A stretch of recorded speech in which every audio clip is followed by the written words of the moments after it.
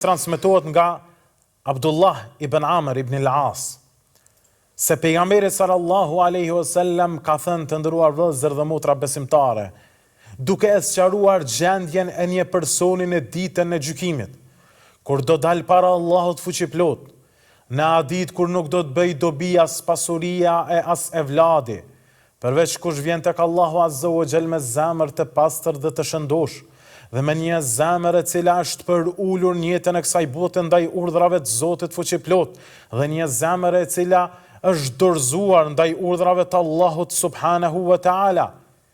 Atëherë vihet me këtë person dhe paraqitet para të gjitha krijesave dhe para Allahut azza wa jall.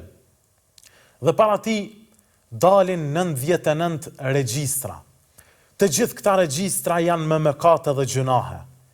Dhe vetëm një regjistër po ta shikosh është tepër i gjatë aq sa janë edhe mëkatet e këtij personi. Andaj thot Allahu azza wa jall: o robi im, a ke për të kundërshtuar diçka nga prezenca e këtyre regjistrave? Nga ajo çfarë përmbajnë këta regjistra? Thot, o Zoti im, asgjë nuk kundërshtoj, sepse çdo gjë që është në këta regjistra është e vërtetë, unë e kam bërë, prej gjunaheve dhe mëkateve. Thot Allahu azza wa jall: a ke ndonjë punë që e ke bërë mirë ose ndonjë arsye për me bana me i shly këta regjistra? Thot, o Zoti im, nuk kam unë diçka. Thot Allahu azza wa jall: el yawma la tudhlam. Sot nuk do të bëhet pa drejtësi ndaj teje.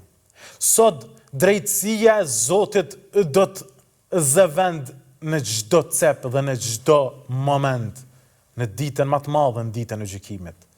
Andaj vihet me një kartë që është fjala la ilaha illallah Muhammedun Rasulullah.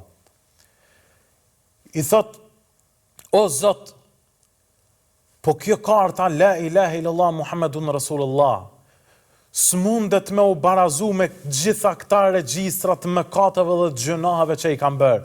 Pra kjo është tepër e thjeshtë dhe nuk vlen sot kundrejt këtyre regjistrave dhe gjunaheve të mëdha që i kanë bërë.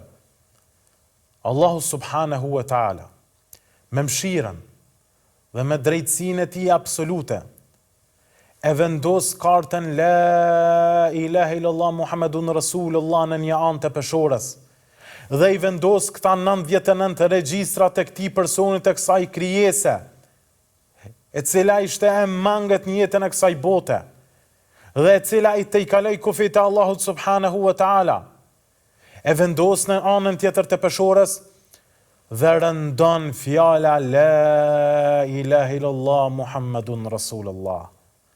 Sa madhështore, sa i madh është Allahu krijuesi kësaj gjësie.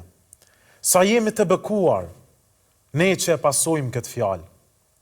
Sa jemi të gëzuar dhe sa jemi me fat që kjo fjalë do të na shpëtojë neve, ndoshta ti apo unë do të jemi nesër në gjendjen e këtij personit, i cili është i mbushur me gjunahe, është i mbushur me mëkate, por ajo që shpresohet ta shpëtoj është fjala la ilaha illallah Muhammedun Rasulullah. Andaj, në qoftë se jemi ne të tillët, e lutim Zotin që Allahu të na bëj shkak dhe sebeb që shqiptimin e kësaj fjale që kemi bërë në jetën e kësaj bote, Allahu të na shpëtoj me të dhe të na i falë gjunahet në ditën kur do dalim para Allahut të lartë madhëruar.